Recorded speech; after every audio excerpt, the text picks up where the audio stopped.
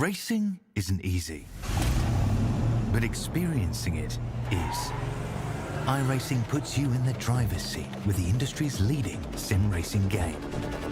Drive on laser scan replicas of the greatest racing circuits from around the world. Go head-to-head against other drivers chosen by skill-based matchmaking to ensure competitive racing at every level. Compete across all your favorite series. In officially licensed cars, engineered to deliver the most accurate driving experience possible.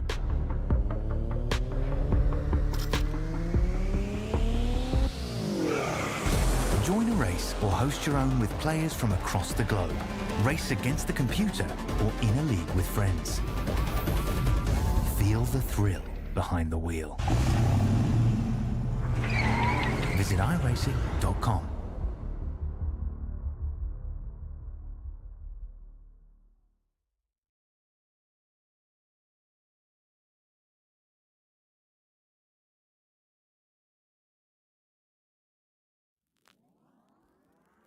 A title that has been decided, but that does not mean that the racing stops in the iRacing Grand Prix World Tour. We know that with 2 rounds to go, there are still many factors to be found, such as how is the battle for third in the championship going to fix itself out between 3 drivers, James Byrne, Florian Kammeyer, and Volta Lux. The ever-flowing battle of the top 10 in the championship and those all-important minor points-paying positions. And then, of course, there's history and legacy to go on in. With Eduardo Rodiz's title, the Circuit d'Hiver Magny-Cours will be the start of his parade of his first title here in iRacing. And so we head to a circuit with all the twists and turns of it. My name's Jake Sperry. Taylor Mills is along with me for today's racing action with Daniel Yeaman in the production truck. And Taylor, Magny-Cours is a wonderful track that folds in on itself time and time again. It's almost like you try and fit as many corners as you can in such a small space of area in the middle of France. But one thing is for certain, there are great places to attack and overtake, but you do need to earn them in these cars.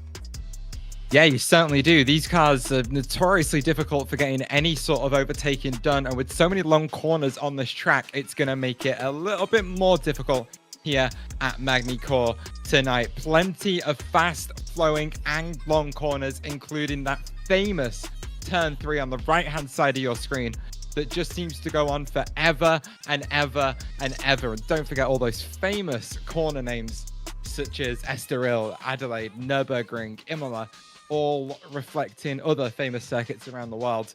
A couple of DRS zones. I think it's just the one here tonight. We'll find out in a second if that comes up. 2 DRS zones for you. One on that exit from turn 3, and a second to try and open up an extra overtaking opportunity down into turn 15. It's a lot of tyre wear here tonight, actually, with the amount of high-speed corners there are, but with the tyre compounds that are brought to this circuit, that does really close up those strategy options for tonight.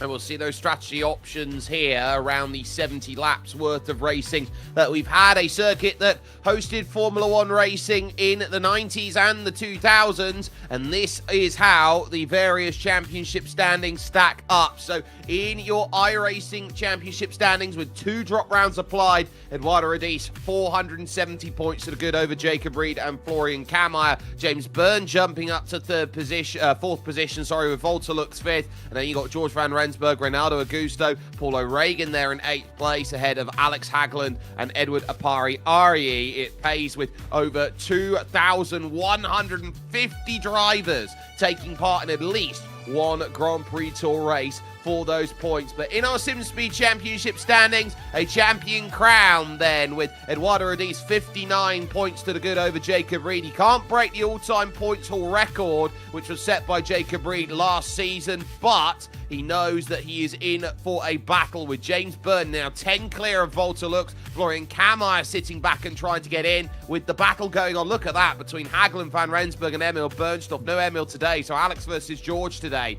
for 6th place. And then Paul O'Regan, who is in that 10th place in the championship, Taylor, on 41 points. He hasn't scored a point in his last 5 starts. No, he certainly hasn't, but doing a great job to hold on to that spot. And I gotta say, I love how close the Sim Speed Championship is, even at this stage in the season. It's really been a late turn of pace for the likes of Alex Hagland that has launched him up that table and now brings him into the same conversation as George van Rensburg and Emil Bernstoff for position. Again, 2 more rounds to scrap that one out and figure out exactly how it's going to unfold. But we've already touched on it. We can have a brief chat about that strategy that we're going to see out there tonight with only 70 laps, well, say only 70 laps to complete around this comparatively short circuit. You still got that 2 mandated tyre compound rule where 2 different sets must be used. Same DRS rules that we've seen week in, week out all season long. And of course, your previous race winner from 2023 is here tonight in Jacob Reed. And I'm having a quick scan down the field to check if last year's race winner is here. And I don't think he is, as far as I can tell. But in terms of that strategy, despite the amount of long, endless corners at this track, we've brought a set of tyres that are very hard for this circuit, and they will easily make the distance of the race. And it's going to be that typical sort of iRacing tyre strategy that you see where everyone should be starting on that medium compound tyre, jumping on those softs relatively early and just bringing them to the end of the race. It is a relatively short pit stop time loss here. So I feel like if we had more wearing tyres, it would open up those strategies a little bit more, but not so much here tonight.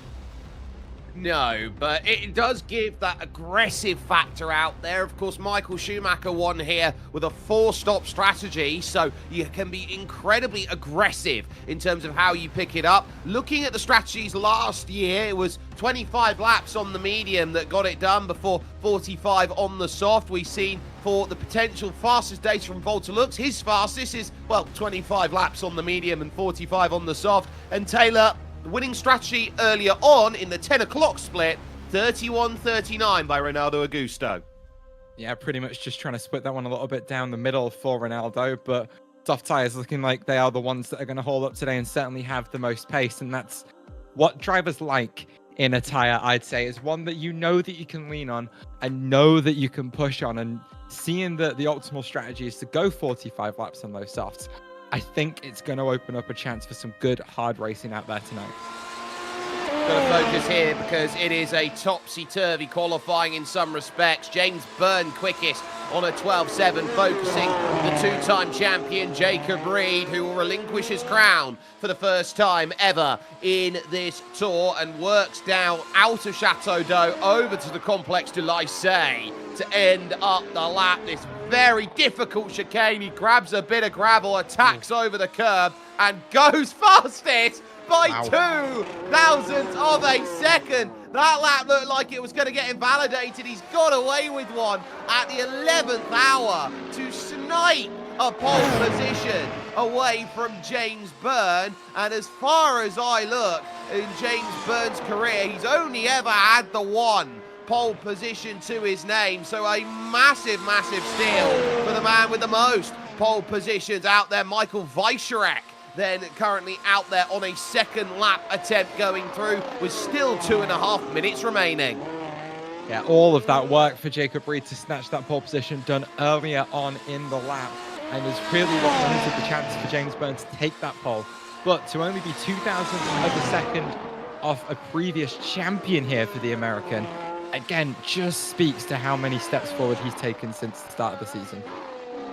Bastian Rekov, a driver who loves to score, would love to score points, I should say. He's one of those drivers who is yet to score a point in the iRacing Grand Prix World Tour. And so Rekov then crossing the line, and will find that that one is not going to work for the German. He has had 12 starts in the Tour without a point scored. And what's tough about that, 3 11th place finishes.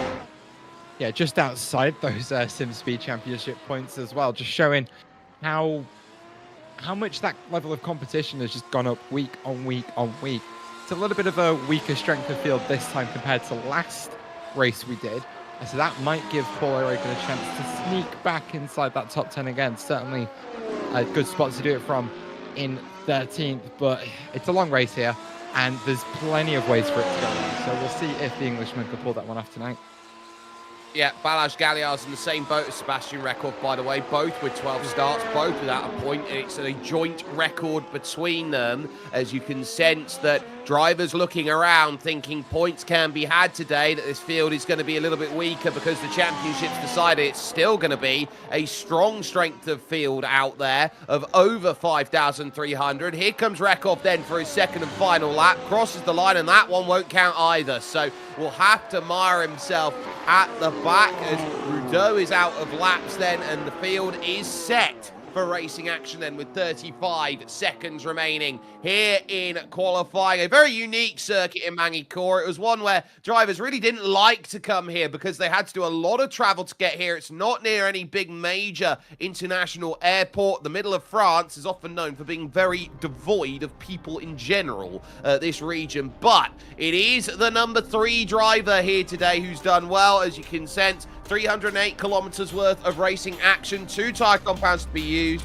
and then you can see the likes that Jacob Reed and Emil Lundell, the 2 winners. Jacob Reed actually retiring last time we were here, and it's worth noting as well, there are certain drivers who have had best results around this place of Magny-Cours on its 3rd now running in the Grand Prix World Tour. Jacob Reed then will be on your pole position with a 112.738, and that will mark in Jacob Reed's iRacing Grand Prix Tour career, a career pole position number 22. Alongside him is James Byrne, who is trying to break into the top 10 all-time for points, as Volta looks, and Eduardo Radice will be on row number 2 for today's action. George van Rensburg then will start from 5th, with Alex Hagland in 6th, just 0.6 of a second adrift, as Edward Apariari will start 7th, with Florian Kammeier a little bit down the order there in 8th. Will have work to do to climb up the order. Mark van Dalen will go from 9th, as Dennis Branch will round out your top 10 in the field. Michel Rudeau on home soil starts in 11th, with Eric Bursma then in 12th. It will then follow with Paul O'Regan, who is looking for his first top 10 in 5 races, and it would be his 6th if he can't get it here today, with Philip Kuhnhardt alongside Lyle Pinar and Michael Weischerek. Then on row 8, Leopold Staneros was 2nd here a year ago. He'll have to do it from 17th here today, with Brad Newman the first of the times not set. Jeffrey Lawler, Sebastian Rekov, Amin Alishahi, Balázs Galiar and Jason Green making a slew of drivers, 6 of them unable to set a time in the 2 laps and 8 minutes of qualifying that were represented. So that will mean that they will have to line themselves up in order and hope that they've got the pace to go and push Jason Green, looking for his first points of the season and struggling. Now, Alex Hagland making a big, bold call to start this race on the soft compound tyres, and Eduardo Radice is going to follow in suit with strategy. So it's not as plain sailing as we thought it was going to be, with Alex Hagland and Eduardo Radice on the inside dirty line, heading towards turn number 1 out there, the Grand Prix, as the reigning champion will decide that different strategy will play its hand today. Jacob Reed with control. A couple drivers then electing to start from pit lane. As we get the lights on, we get the lights out, and we get ourselves underway. James Byrne with a pretty decent start then off of that run, but it's an immediate turn into the Grand Curve, and immediately it's Volta Lux who's going to be looking around, seeing that 3rd place is under threat. Radice piloting around the outside of Estoril is going to get the run now as they work along the back stretch now through goal and to the Adelaide hairpin for the first time. Eduardo Radice is going to have to keep an eye in that mirror, though, as it's George van Rensburg to the outside of Volta Lux into the Adelaide hairpin. A squidge of a lockup from the Italian as they are all off in the back of shot, as I think that's Jeffrey Lawler and Paul O'Regan getting involved in that one as well. And even after an earlier off, Jason Green finding his way into trouble. Lyle Pinar managing to stay out of that one, as the black and orange flag is flown for Jeffrey Lawler as he takes that car back to pit lane. That's going to hurt for Jeffrey. It will be his 2nd retirement of the season with that, and he has only himself to blame for outbreaking himself into the corner. Paul O'Regan nowhere to go on that outside, just about avoided troubles that went through, but as they pivot towards the end of the opening lap, they are going to have to hope that this race is going to be a little bit more plain sailing than that as they work through. I expect a lot of high downforce around here today, with drivers noting how important it is to get the drive through the middle of the various corners around here. And a bit of gravel kick up there for your race leader, Jacob Reed, trying to get to lap 3 when the DRS flap opens and activates and break a second. He's at 6/10 here at the moment as into the pits comes Lyle Pina. Yeah, you're certainly right about the downforce demands here, Sperry, but just having a quick look down the field, a lot of these drivers opting for the medium downforce package, and you wouldn't think that would quite be such a choice with how twisty that middle sector is. But you've got to remember, there is a pretty much flat out run from 17 all the way down to turn 3, and then that run out of the big corner on the run down to the Adelaide hairpin. If you want to make overtaking happen and have a raceable car, you have to take a slightly lower downforce package, and that seems to be the choice that a lot of the drivers have gone for tonight.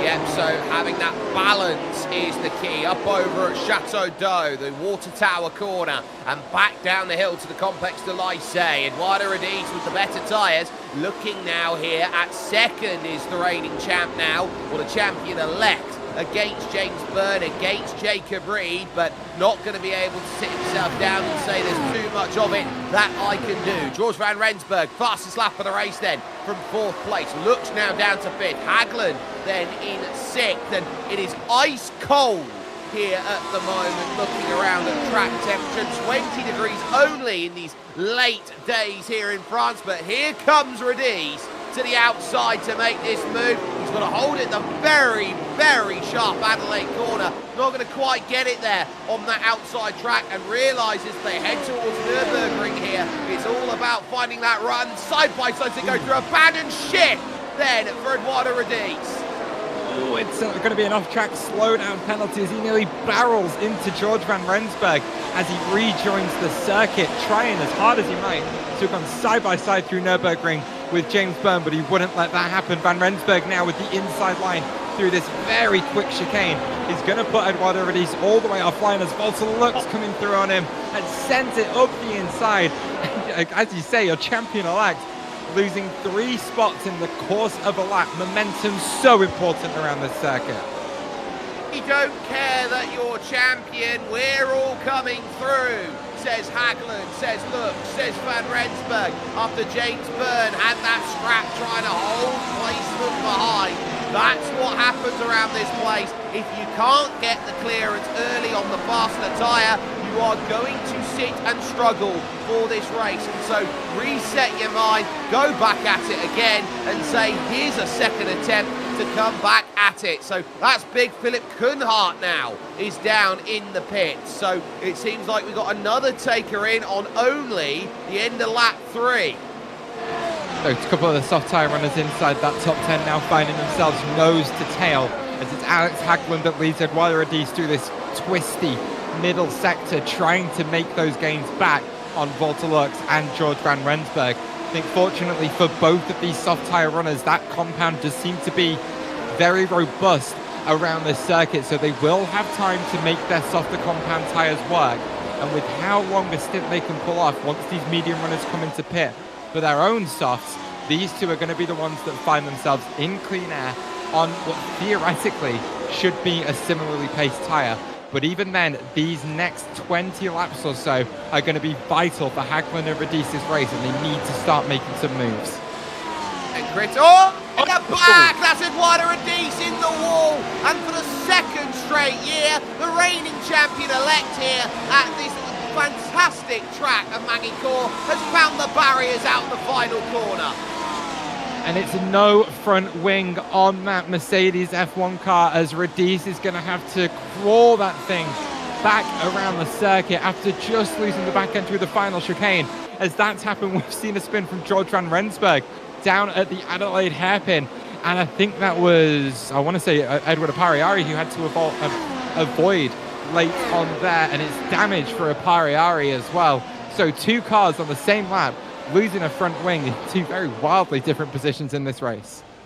So George van Rensburg, who has the most non-finishes in Grand Prix Tour history, will now add another to the list, and that will be career retirement there for George van Rensburg, I believe of number 18 out there in his history, so he will look at that and be very red-faced about it. But two massive incidents, one for the champion-elect, the other for someone who was going hard for it, and there is Edward Apariari, who did absolutely nothing wrong when he went into the Adelaide hairpin. He just found George Van Rensburg trying to quickly get out of trouble. A new front wing will be needed, around a 10-second stop, and Edward Apariari now into pit lane.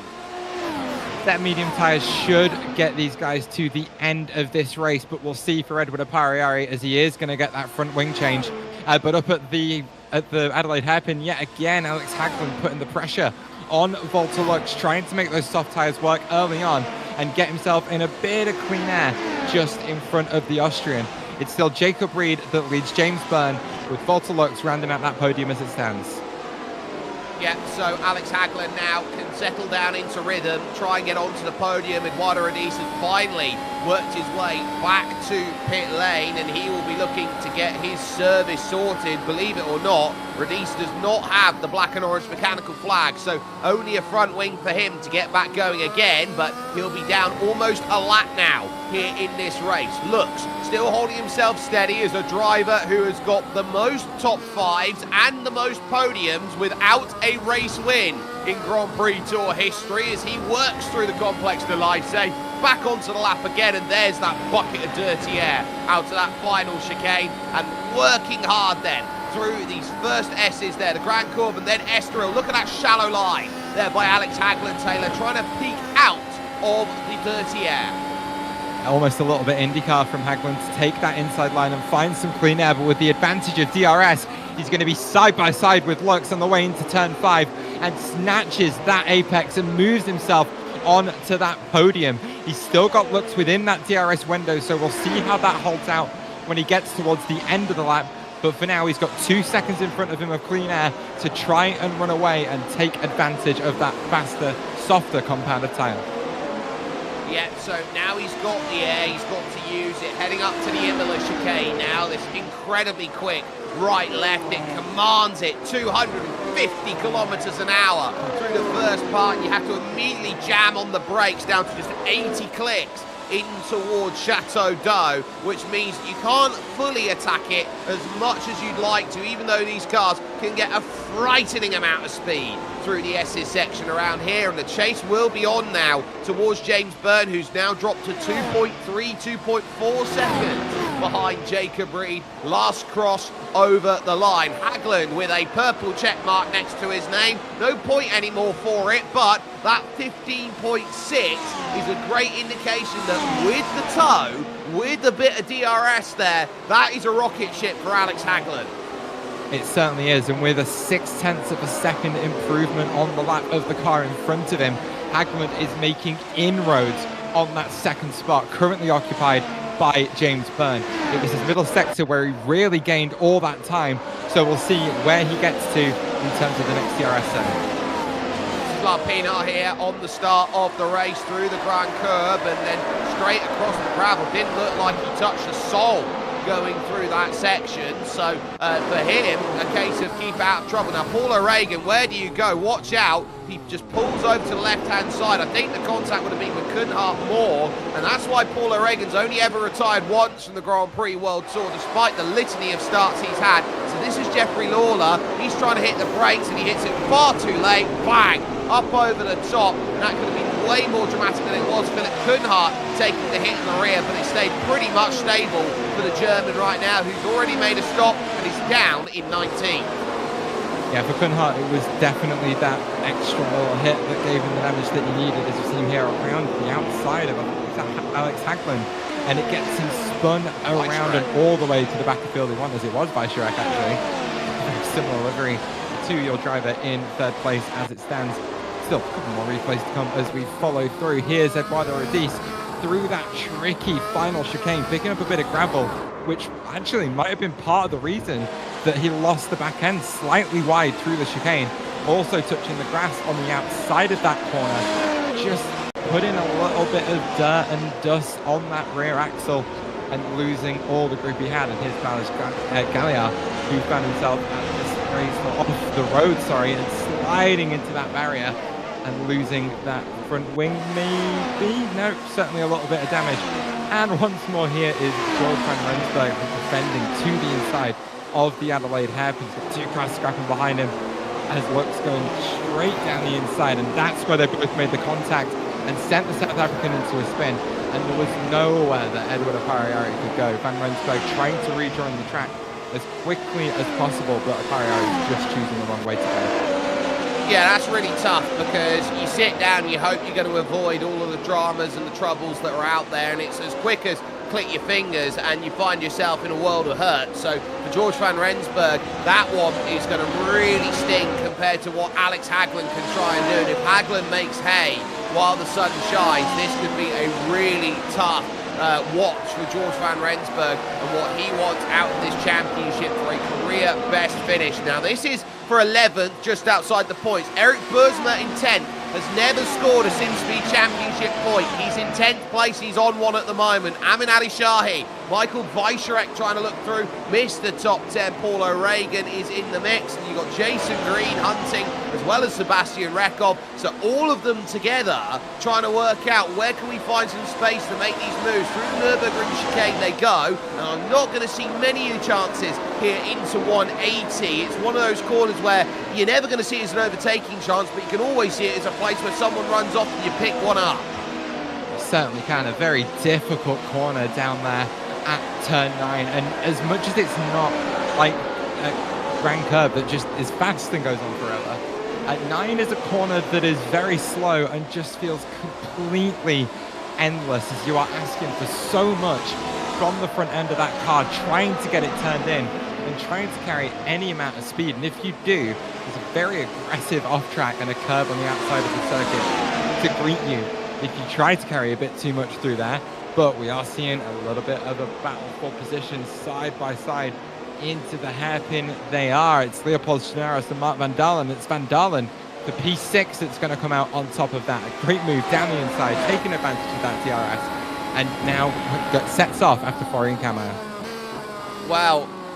Stenaros plus 10 as Apariari is lighting the timing sheets up at the moment on a set of softs, trying to just get as much as he can out of them at this stage. And oh, Philip Kuhnhardt in trouble then, and out with both the wheels on the front gone. He's done that out the final corner exactly the same way I think it happened to the likes of Eduardo Radi. So he's in some company out there, but Stenaros double digits, Ali Shahi also up double digits in this race. Van Dalen in 6th place is going to be hoping he's going to do well, but he runs wide through the final corner, and this is opening up Leopold Stenaros here. They're dropping Kammeyer, who's in 5th.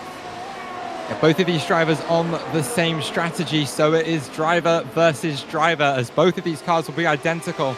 Bar setup, that DRS flap on that rear wing is going to open for Stenaros, and he's going to look to the inside, and Van Dalen is going to give him all the room he needs as they will go side by side into the braking zone. They both try to make it through the corner, leaving each other plenty of room, and in a position that we saw swap a lap ago, it goes the other way.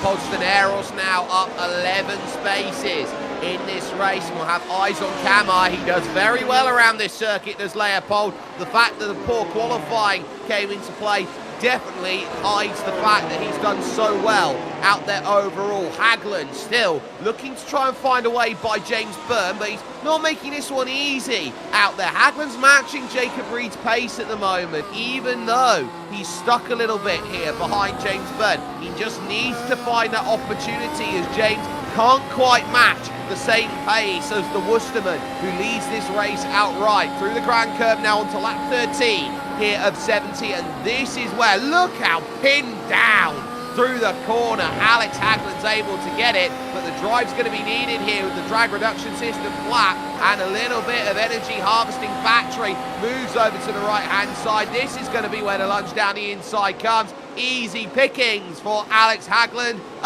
P2.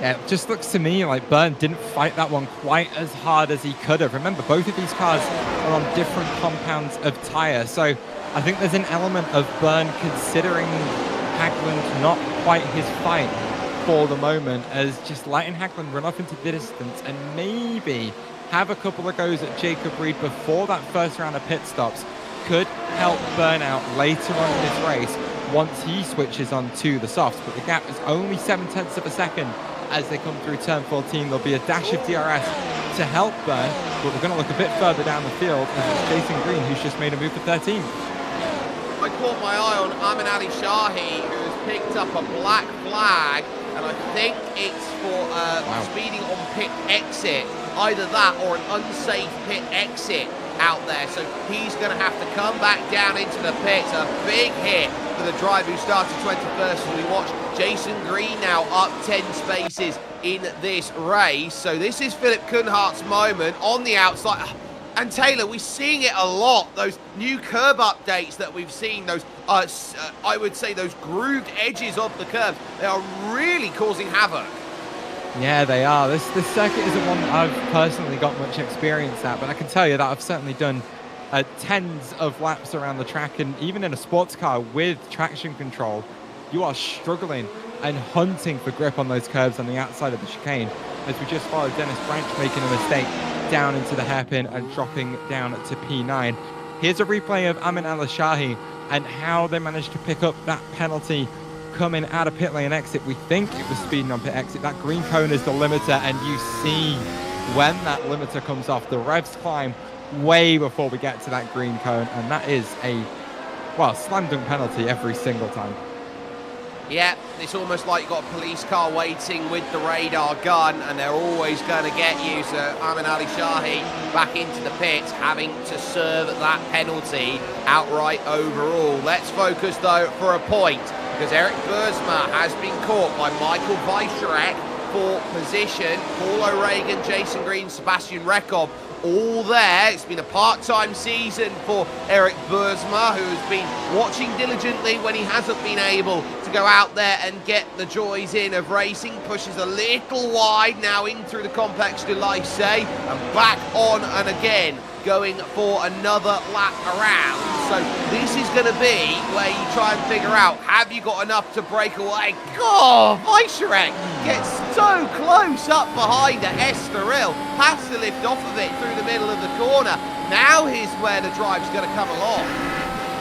It certainly is, and Weisscherek to the outside. Bergman going to hold that inside line, and it's late on the brakes of Weisscherek as he goes all the way around the outside of turn 5, but just a little bit too deep. It lets Paul O'Regan get a wheel alongside his rear axle on the way through the corner, but ultimately it's going to be Bergman that comes out on top of that. Yet again, there's a huge checkup through the Nürburgring chicane brought about by that letting off of Eric Bergman, and it's Jason Green that finds the tail end of that and off the road on the outside of turn 8. This is what happens around sections like the Nürburgring. You cannot unload the car. And when I say unload it, it means that when you're putting a lot of G-force through and you're doing 3.5 times the force of gravity, sometimes even 4 Gs through that section, you can't just expect to turn off gravity. The car's always going to go pivoting if you cannot get it to turn. And so to avoid the action of Paul O'Regan, it's a case of Jason Green lifting out of the power and conceding a bundle of positions. Now on the back, Balazs Galliard, Brad Newman, and the driver with the fastest lap of the race, Edward Apariarii, on that set of soft tyres. This is going to be a fight to keep an eye on all race long, because this entire stretch of cars is all held up by Eric Bergman at the front, as Weisscherek much more clear on the way into turn 5 this time, and it's a big pinch on Bergman through the middle of the corner. And look at the run on the exit for Michael Weisscherek, as he is well clear of Bergman by the time they get to the Nürburgring chicane. My oh my, that's for 10th, and now Paul O'Regan will eye it up. A little wide line coming in from Rekov then. As you can see the deposits of gravel that were there on the outside from Jason Green a lap ago. That will give a little bit of grip, worry and concern to many of the drivers as they go through those sorts of corners. So that's something to keep note of as they work through. O'Regan happy in the middle of this group. Now a change has just happened for third place now, because Walter Lux is through on James Byrne. Yeah, he certainly is. Hopefully we'll get a replay of that to show you exactly how it unfolded. That's James Byrne just in front of this one, and Walter Lux tucked under that rear wing, waiting for the DRS as he's much wider on-corner exit than Burn, so carrying much more exit speed. As to the outside of the corner, Burn has used a lot of energy and finding himself derating, slowing down, not using that electric motor much earlier down that straight than Volta looked, and with the assistance of DRS, that's what helped him get by as we cut back to this gaggle scrapping over P9. They are everywhere trying to find passes. Brad Newman loses out to Edward Apariari. Galliard can't get by Rekov. Lyle Pinar is in the pit again for another stop out there here on his 17th lap of the race. Leaders on lap 18, by the way. So this crew, I don't think is a million miles away from finding themselves one lap down in this one. They're only about 25-30 seconds clear. So Jacob Reed's heading up to the Adelaide hairpin, and they're all moving up, trying to get it done at Chateau d'Eau. Apariari straight down the inside of the Hungarian Gallia, and Brad Newman says, cookies, thank you, I'll have that one, and steals a place and a march on the Complex de Lycée. Yeah, like we said earlier on in this race, momentum's such an important part of how you get around this track. If you find yourself offline, you're going to have to scrub a lot of speed to stay within those white lines. White lines that are actually quite strict here at the Circuit Magny-Cours, as it is keeping all four wheels on the red and white curbs that you need to do to stay within track limits. 17 incident points as always in these races, and it's going to be tricky for these drivers to stay inside. Let's have a look in the background as that's Edward Apariari to the outside of Brad Newman, the long way around on fresher soft compound tires. They're going to be side by side coming down to the Nürburgring chicane. It was is going to let that one go, and Edward Apariari moves forward. Yeah, big and bold, and down the inside, Brad's going to pick one up as well. Nothing that can be done by Rekov 2, goes sailing by, and now Paul O'Regan coming up to the Imola chicane was all over Weissrek, who's lost back out again to Eric Bursma, who's back into 10th. Another little look from O'Regan's not going to work, and Apariari paints himself into a corner at Chateau d'Eau. So everywhere you're starting to look here in this group, it's busy. This is a powder keg. It's waiting for that tinder to try and just light the blue touch paper. With Paul O'Regan, that one was more in defense than offense in terms of moving to the right-hand side of the circuit. But for now, his eyes are squarely on that rear wing of Michael Weissrek as he gets a great exit from turn 3. The advantage of DRS is going to help him out, but Weissrek also having that drag reduction system open just in front. As Weissrek having a look at Bergman, who does a little bit of moving just before the braking zone and sets himself a touch out of rhythm. And Weissrek not properly covering that inside line has allowed Paul O'Regan to get a front wing alongside his rear axle, but he's going to do nothing with it, let off and look for another opportunity. There'll be better chances later in the day, and Paul O'Regan knows that game better than anybody else. It's a really close quarters scrap that they are having at the moment, and Apariari would love to get through all of this. Right now, he's been focused on trying to find a way to make it happen. Brad Newman trying to look, and at the front of the field as well. So about a second and a half, and there's a tag for Brad Newman. He gets a tag from Sebastian Rekov. Rekov has to lift out of the throttle, and then Balázs Gallia will make his way through down to the Complex de Lycée. Oh no, there's contact! And Gallia and Rekov, the two drivers with the record for most starts without a point, both come together, and Gallia is going to have to come to pit lane.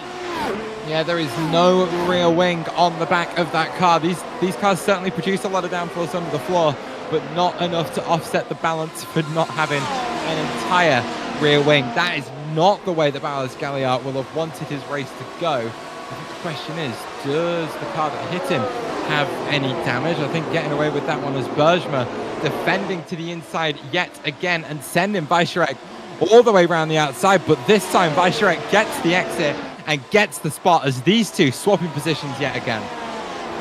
Yeah, and the move done then by Edward Apariari on Paul O'Regan. Brad Newman jumps him through a 180 once again and says, nah, you're going to find that and say, I'm going to get another one. Bursma now is going to be under the cosh now from Edward Apari-Ari. The gap at the front down to 1.1 seconds, but not yet for Alex Hagland, as there's the look at Chateau d'Eau. Straight down the inside by Edward Apari-Ari. This the sort of circuit where you need a 2-second advantage to make a pass, and now on the brakes, he figures it out through the complex to Lysay. Bursma overcooks it through the corner. Brad Newman, oh, he might as well just hug Edward's shadow right now, the way he's getting this pass. Here comes O'Regan. Yeah, easy pickings for Brad Newman as he just slots his way through, but Berger being so offline has let Paul O'Regan get alongside him through by the time they get down to turn 3. So just like that, again, a car getting slightly out of position, slightly out of rhythm, slightly off the line, has to slow down so much to correct that he's lost 3 or 4 spots in the matter of a lap as he defends to the outside once more, as this time it's gonna be, actually the car behind has been attacked by Jason Green. He's actually managed to get on through. That's Amin Ali Shahi there just behind, who's a lap down, and so Eric Bursma very nearly run over, but how quickly the tables turn on a field like this, as now just leaving the pits will be Balazs Galliard, hoping that there isn't going to be any damage on the car. And as we go to the front, you can see 4 tenths, 4 tenths, 3 tenths, the difference that they've worked around here. And Alex Hagland now looking to eye up on lap 22, the race lead here, which is currently Jacob Reed out there at the moment. And so when you got the driver who is over 1,100 points in this championship all time, who's got over 25 wins, who's got over 20 pole positions, over 20 fastest laps, you're talking about royalty out in front. But Alex Hagland is trying to prove it. He can go from strength to strength, and he's now going to be looking for the angle that gives him the move.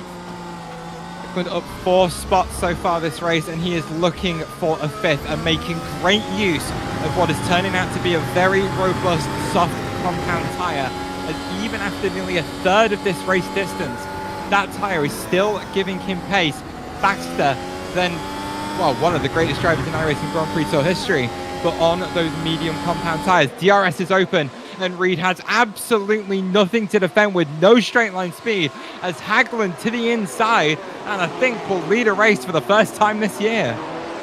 Well, Alex Hagland knows how critical it is in his career. He's finished second once, and he has finished twice on the podium. The last time he was on the podium was at the Autodromo Hermanos Rodriguez, so he's been finding ways to get what he needs, but he goes deep through 180, and Jacob Reed almost gets to steal that one back, but he's not going to have it. Just dangling out the race lead there goes Alex Hagland, but nothing going to come of it. Working hard through Imola, up again on the brakes into Chateau d'Eau. And now, once you've got the lead, okay, it's one thing to get it, it's another thing to keep it. A rare position to be in for Alex Hagland, as he's now in clean air at the front of this field with Jacob Reed all over the back of him. His job now is relatively simple. He's only got so much life left in those soft tires. He needs to keep getting the pace out of them, take advantage of that clean air, and keep throwing everything he has at this circuit, go as fast as possible, extend that gap, because we are seeing now the difference between the mediums and the softs, and this difference is going to be reversed when we get into the back half of this race, and Jacob Reed is going to be on that faster compound tyre, and Hagland is going to have to do all of the defending. His work is all in the next 20 laps or so. He just needs to extend that gap to the car behind, and that's going to be a very difficult job to do. And what will be more difficult is the fact that we're expecting that pit window to be open in about 5 laps time. So it will be one not where they're pitting off the medium tyre for wear. They'll be pitting off the medium tyre to go onto a soft tyre and maximise it to the end of the race. Looks in third. Fourth then is James Byrne. Leopold Snerrel's fifth as Dennis Brandt straight back down the inside of Michel Rudeau on home soil. He overcooks it, and Rudeau can scamper off again. Then in that 8th place, and Rudeau hasn't scored a point in this championship since Zandvoort last year. So over a year since he scored a point. O'Regan and Weischerek now at it together. Paul O'Regan around the outside gets the pass. Yeah, they say home race gives you 3/10 of an advantage, but Paul O'Regan taking advantage of invading the French soil as he made his way very cleanly around the outside of Weissreich. And now it's him with all the clean air in the world to try and close in on Brad Newman. In all of that scrapping and scuffling that we've seen from this train of cars, it has actually opened up the gaps within it quite dramatically, as Edward Apariari leading the way in P10 very comfortably from Brad Newman, who is 3.5 seconds of Paul O'Regan behind, as O'Regan just trying to walk his way away from Weissreich as it stands, as we have a look at this fight between Kammeyer and Van Dalen.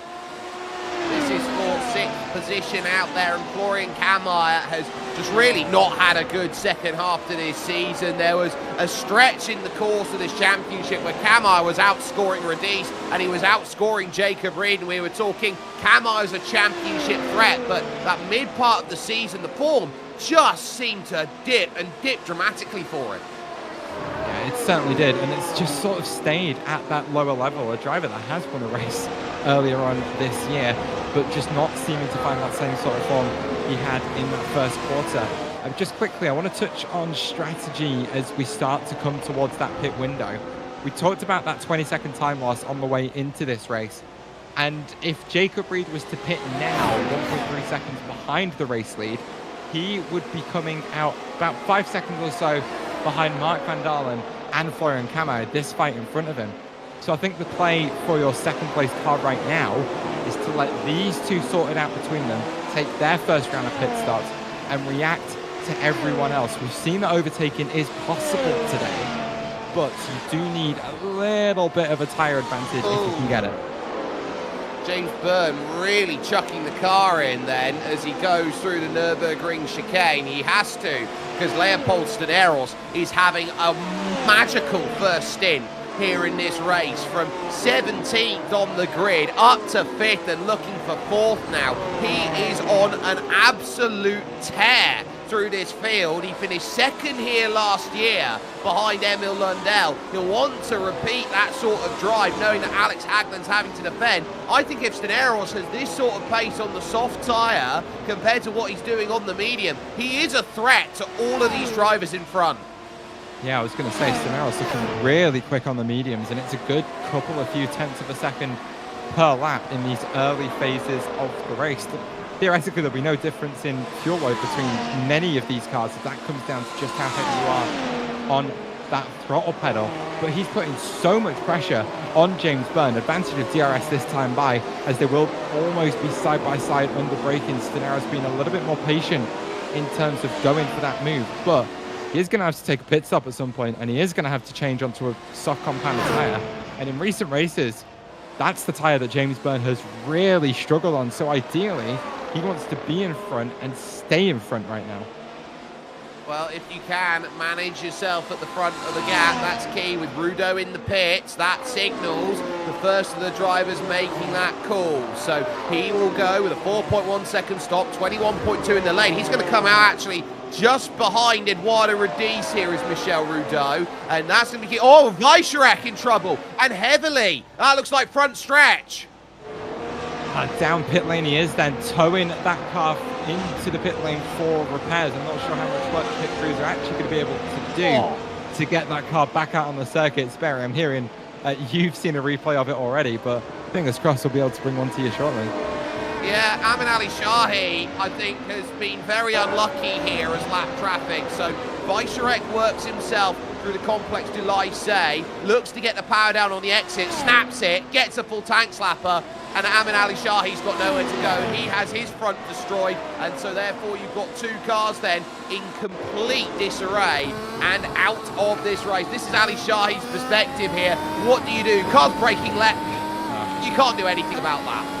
No, there's certainly not much you can do, but you can see all that gravel being thrown up as they came through that chicane. And then that streak of dirt on that curb on corner exit. So many cars have been off in that sector so far today that iRacing's debris model has dragged all of that dirt and dust onto the curb, which is already a low grip surface, and just made it even worse. That is a third car that has been caught out by that slippery curb today. But here is Sebastian Rekov trying to defend your champion-elect Eduardo Radice as that DRS flap will open for the Italian yet again. And he'll look to the inside. The German will do nothing to defend it. as that is another position for Radiso. There goes a little bit deep through the hairpin. Both cars locking up, and this time it's going to be Rekov with the run out of the corner and the advantageous inside line. And on this occasion, did he give it up? I think he gave that one up and let Radiso do it. I would as well if you had two tyres full of gravel there on the right-hand side. Very weird place for it, but ultimately their record, I think, just realised, hang on, there's better things to do than fight with him, so decided that's not going to work out. So as that continues, Van Dalen through on Kamaya and Steneros past Burns. So two changes that have come into play. Florian Kamaya, who lost the place last lap, I believe, then finding the issues out there. So, or actually a couple laps ago. So it looks like Florian Kamaya now trying to settle in. Mark Van Dalen, this is proving here, this Magny-Cours circuit, to be I would say, a Marmite-style circuit. Some love it and get great pace, and others hate it. I think that's how Magny-Cours has always been. I'm sure this is the sort of circuit that would split the room here at SimSpeed as well. But Mark Van Dalen is making hay whilst the sun is shining to the inside of Florian Kamaya on the brakes with the assist to DRS, as we've seen so many times today, going that little bit deep on corner exit, but it hasn't affected him at all, as for now Kamaya will have to settle for 7th place. A little bit further up the field though, here was Leopold Steneros doing the same thing on, I think that's James Byrne, defending to the inside. Ooh, and it's deep for Byrne, who just lets Steneros slip down the inside in the middle of the corner, and just like that, position made. These two now separated by a whole second and a half, and Steneros looking very comfortable up in 4th. I want to talk about the second half of the race coming up, because we still haven't had any drivers bite and try and jump in. We know there's not a wear problem on the medium tyres they're working through these corners, but Volta Lux is only 2 seconds off the back here of Jacob Reed, so he's certainly putting an innate threat in for 2nd place out there at this moment. And so the question I ask you, we know that Jacob Reed eats tyres basically the way that he drives, so is this just the case right now of Volta Lux just picking up what the tyre is giving him as he runs a little bit wide there through the final sector and is going to open up that gap a little bit more? Or is this going to be a case where Volta Lux can, late on the soft tyre, maybe hunt down the number 3 car in this field? I think there's a little bit of wait and see going on here, as that soft tyre just seems to be able to put up with any sort of abuse you throw at it, because Hagland and Apariari have been going so hard on that rubber all race long, and it's still got pace in it. As you can see at the front of the field, Alex Hagland has just walked that gap up to 3.1 seconds, 3.5 seconds even, to Jacob Reed, and is holding onto it comfortably as it just fluctuates a little bit in this middle sector. So even though we know Jacob Reed can burn through a set of tyres, I think it's just a matter of how much is he realistically going to do it on these tyres here today. We've seen a 45 lap stint as the projected fastest way to do it. The race earlier on today was won with 39 laps on the softs, and I think if we're going to go for the call of what Reed's going to do, it's going to be something more like that. But we might see the likes of Lux try to find a gap further behind to slot into, take that slightly earlier stop, and really get those soft tyres working, and that might be how he gets in front of Reed. Paul O'Regan and Eric Bursma then make their stop as Dennis Branch runs wide through 180. And now this is going to open the chance for Edward Apariari, using those soft tyres compared to the mediums out there. Now Edward's going to have a very long day at the office on that set of softs, so he's either going to have to try and make his bed at this moment in time or hope that he can get by on Dennis Branch. So he looks around at Dennis, down the hill then, over to the Complex du Lycée, and there's the lunge down the inside. Edward Apariari gets that move. It used to be a much trickier chicane out there, Taylor, where you'd have to hit the brakes, right, left down the hill, and then an immediate right to end the lap. Well, now it is a lot simpler as they just thread their way between those curves. We've seen how hard that exit curve is to manage, but so far only catching out 3 drivers. But got to give some credit where it's due to Edward Apariari. 25 laps or so, getting involved in a lap 5 incident, losing his front wing, having to bolt on a set of softs, and is now just hitting them hard and trying to catch up to the front of the field. But there is a little bit of movement at the front of the field, as Alex Hagland is going to be the first of your top 7 to come down pit lane. I didn't have that on my card. Not at all there on those softs. So he'll bolt on the mediums to the end and do a conventional strategy as James Byrne also follows in from 5th, who was really dropping the pace of the front 3. Yeah, for Byrne, that makes a lot more sense as he started on those mediums and will switch on to the faster and quite long-lasting soft compound tyre. But this is a bit of a head-scratcher for Alex Hagland, who I don't really know. They have access to the same information that we do. We put it up at the start of the broadcast, and I'm sure these drivers could look at it if they wanted to, but Hagland may be seeing something in his own data that we haven't. And it looked like such a good opportunity for him to score a podium or maybe even a win today, but it feels like changing onto the mediums this early is throwing that in the bin. Well, it will all be about how good Alex Hagland can defend. If he has the ability to hold the weight of the world behind him, he's got a great shot today at making something work.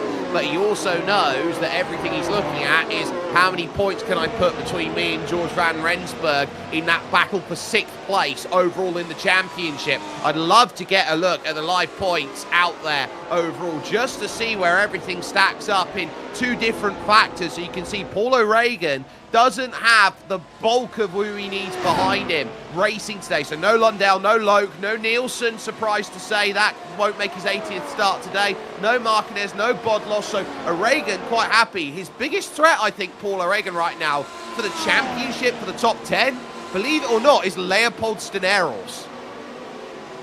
Yeah, just watching this entire drivers list roll in, Steneros, if he does compete in the next couple of rounds with the pace that he's showing, could get mighty close to overhauling Paul O'Regan. And that gap currently sat just under 20 points. And as it stands, O'Regan is being outscored by Steneros by a whole 15 points. So knocks that gap down to 3 pretty quickly and pretty straight away. So some for Steneros to keep an eye on, some for O'Regan to keep an eye on. And let's see if either of them can pull off something to make that battle even more interesting coming into the final. Mark van Dalen, another drive to keep an eye out on. Jeffrey Lawler making good runs, but of course not today. Now into the pit comes Volta Lux, and so that will set off the chain reaction for Jacob Reed and Leopold Steneros. That Lux is looking for an undercut. Out of the pits will be coming Jacob Reed. There's Mark van Dalen and Florian Kammeier, 5th and 6th. In comes van Dalen, outstays Florian out there at the moment, and so James Byrne, by his metric, is 25 seconds away. Lux has already left the pit, and he is going to be out a fair distance ahead of James Byrne. So good call there by Volta Lux, as Byrne, 15.3, fastest lap of the race. They are behind Hagland by 7 seconds. They certainly are, but these guys are going to find themselves on a softer compounded tyre on much lighter fuel loads than those who chose to take them early in the race. But just to have a look at the strategy, Alex Hagland currently 13 seconds behind Jacob Reed. It is about 20 seconds total transit time down the pit lane, so I think that puts the time loss more around about 15, 16 or so seconds. So Hagland finding himself in position to take the lead again after this round of pit stop finishes off. Leader in. But I think one of the more interesting things to look at is going to be Volta Lux relative to Jacob Reed. As you say, Sperry, Reed making his way down pit lane and handing that lead off to Leopold Steneros. So Steneros now, I think, is going to go for the overcut, get the best tyre possible at the end of the race, and Reed hits his box up on the jacks, expect it to be fuel, no fuel, but just those tyres only, 4.4 seconds, so a little bit sluggish there as Kammeier also jumps in. Now watch out, because that's Eric Bursma, and just behind him, Volta Lux, who will be trying to get right on and jump through. So Lux has used that extra lap to piggyback himself into DRS range.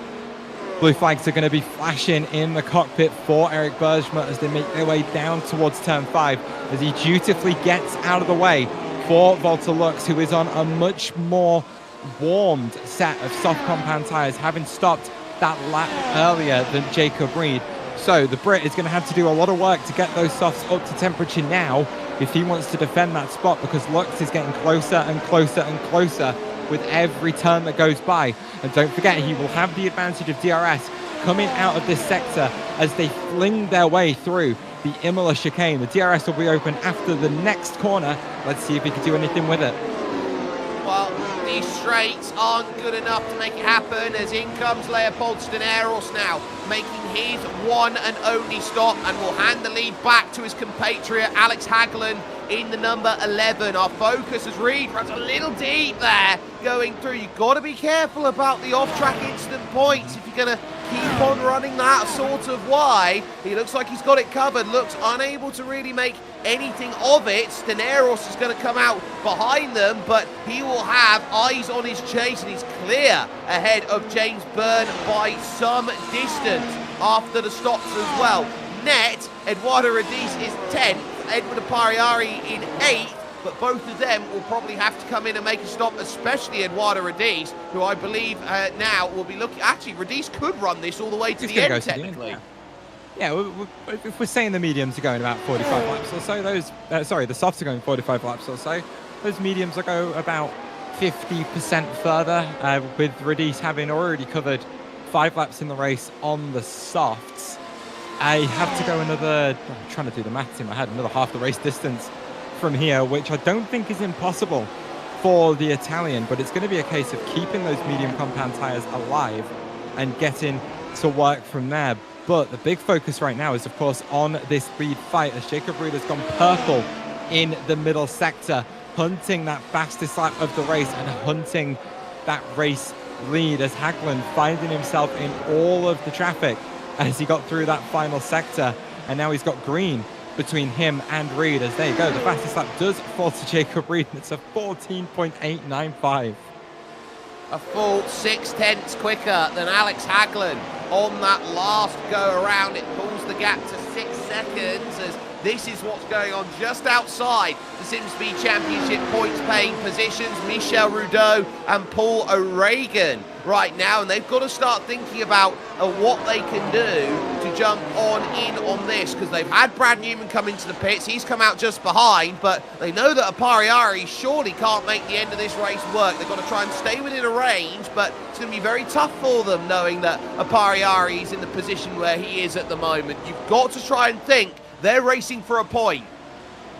Yeah, Edward Apariari is actually in quite a strong position as it stands. He's shown some immense pace on those softs after that lap 5 incident, and just gaining positions hand over fist since he came down pit lane.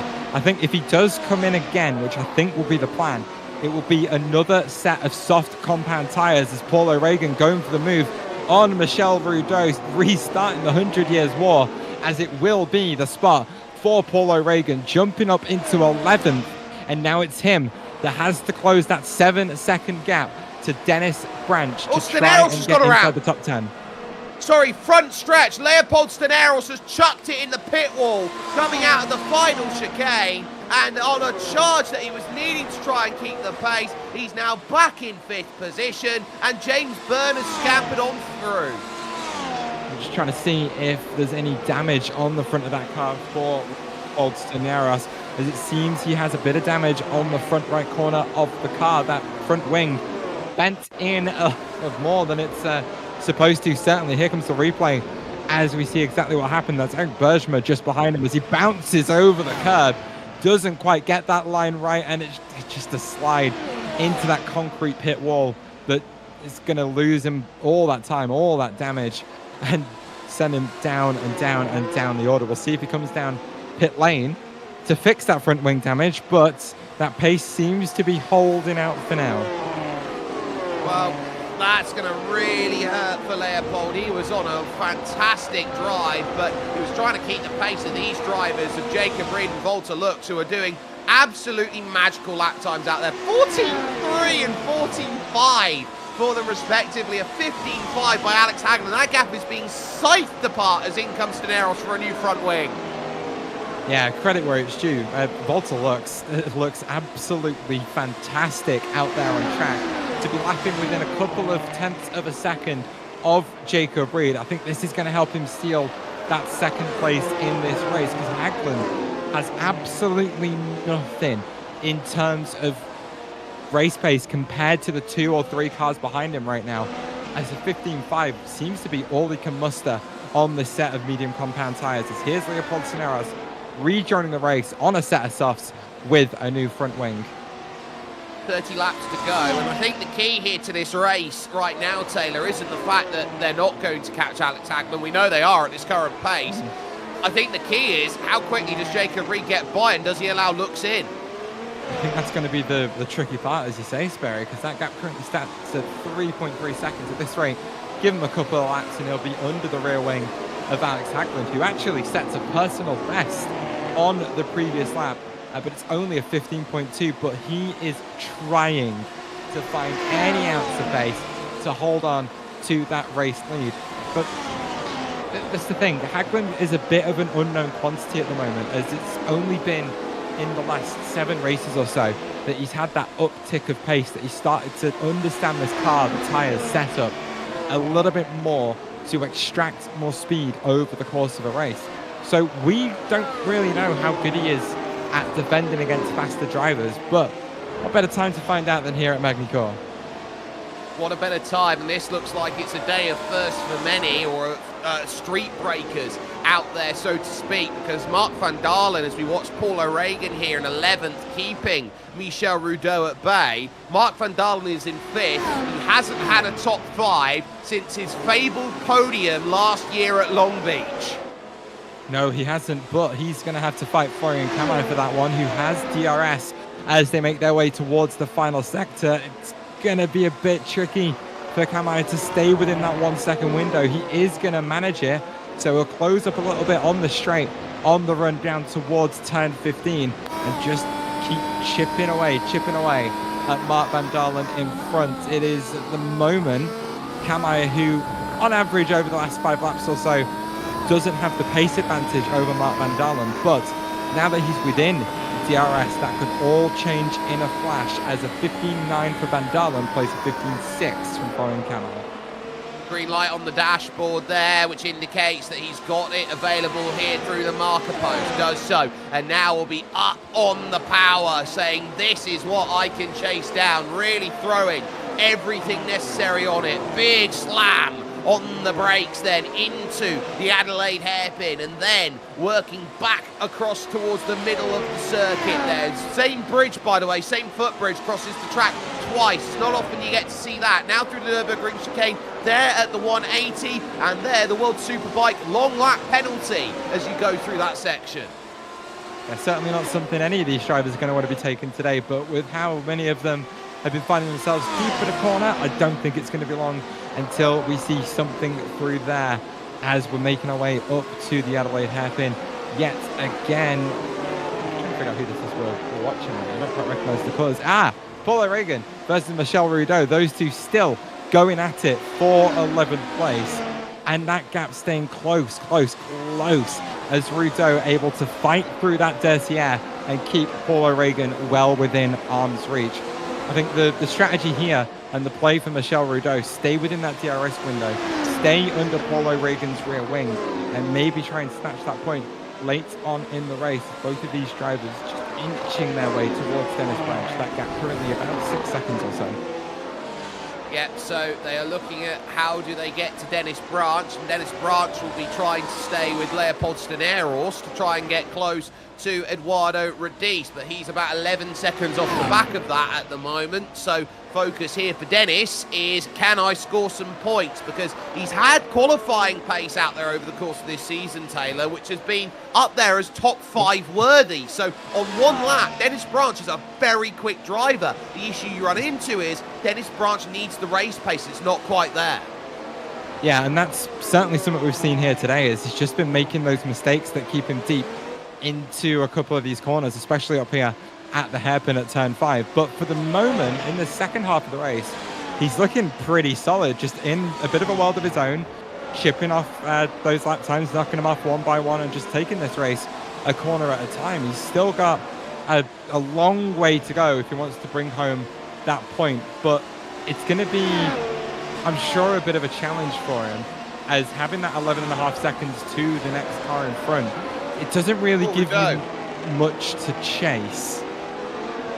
Yeah, having a little blink there was Michel Rudeau, and that would have given Brad Newman a little scare, but I look at the front, and Alex Hagland, that is the looming presence of Jacob Reed behind the data scientist by day job. Behind him is the engineer by day job, Volta Lux over at AVL Race Tech. So there are some very capable drivers who live and breathe this stuff as they go about their business. 0.7 of a second. Watch out, Alex. The threat's right there. So Reed will have DRS this time by coming up to turn 5, and if he wants to get a good shot at this win, he'll want to make this overtake very quickly, because Volta Lux is only 1.5 seconds behind these two, and if they go side by side for more than a couple of corners, we've seen how important keeping that momentum up is, and any lift out the throttle is going to cost both of these guys bags and bags and bags of time if they scrap side by side. A little bit deep through the corner for Alex Hagland, but recovered a touch by that curb on the outside. A purple sector 1 for Jacob Reed, assisted by that DRS as they thread their way through Nürburgring yet again, and a big stop down into 180 is Reed just hunting for the tighter inside line to try and get a run out of turn 10 and send the car up the hill through Imola yet again. More DRS advantage coming for Reed this time by, and he is being extraordinarily patient so far. He has to be right now, because Alex Hagland can hold a good middle sector out there at the moment with it, as Apariari has made his stop. He's back out and away again in 9th place on the brakes. Complex to say, I think it's going to be a bit easier this time by. Oh, and in comes Alex Hagland, 2-stop strategy. Wasn't expecting that, so was only going to be on those medium tyres for a little bit, and now he's going to attack with some very fresh tyres at the end of this race. So his goal, not to win this one, just to get a consistent run of points, and so it frees up Jacob Reed now, but Volta Lux gets himself back to within 1.1. Out and away goes Hagland. He'll return to the race in 4th. Yeah, I think a little bit of a shock to our system, and one for Jacob Reed as well, as he lost 0.7 of a second in that final sector and in the run through sector 1. That's just allowed Volta Lux to close that gap up a little bit more and keep him just outside that DRS window. I think what Hagland can pray for right now is Lux and Reed getting all over the back and front of each other and getting into a scrap and losing some time, because this is certainly an interesting way to go after potentially the win of this race, as he now finds himself nearly 20 seconds off that race lead, but on a much fresher set of soft compound tyres, and he can absolutely beat these ones into the ground to try and catch. Van Dalen's lost the place in that top 5 now to Florian Kammeyer, who moves himself up. Spanarel's also through on Eduardo Radice for 7th place out there. So Radice realising now that his medium tyres, he's very much sticking out like a sore thumb at the moment. The only driver on mediums, everyone else is on a soft tyre with 24 laps to go here around the Circuit de Nevers Magny-Cours. The gap 1 second at the front of this field, agonising 1 second as Kammeyer gets the drive off of the exit and will look to try and break a second compared to the Dutchman Mark van Dalen out there on circuit. But van Dalen, give him credit, he's sticking right in there. Yeah, it's a lot of commitment from Van Dalen to stay within that DRS window, and he will have the advantage of it on the run up to turn 5 yet again. The spot where we've seen so many moves made all day long. You'll get within a couple of car lengths of Florian Kammeyer in P5, but not close enough to make that move yet. Just up in front of them, they have got Eric Bergman, who might give Kammeyer the assistance of DRS as they come through the final sector, or maybe even in that run up to turn 5. So Van Dalen has a bit of work to do in terms of just staying close to that car in front and waiting for that move to present itself. Back at the front of the field though, Volta Lux within 0.7 of a second.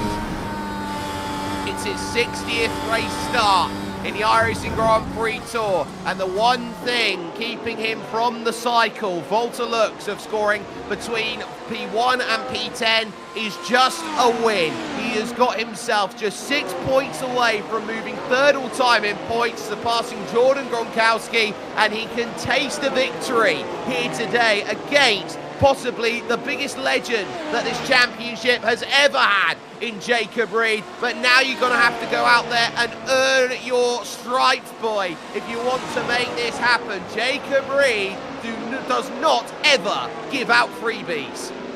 He certainly doesn't, but looks so good on the brakes down into turn 5, gaining easily a couple of tenths on Jacob Reed up in front as they make their way through the Imola chicane for only the 48 time of asking. Through turn 14 they come. It will be DRS on the run down to 15. Yet again, not quite an overtaking opportunity, but it will keep Lux close by on Jacob Reed as they come through that tricky final section yet again, all over the curbs for Volta Lux. You could see that car bouncing up and down as both cars taking advantage of all of the off-track surface out there behind that curb.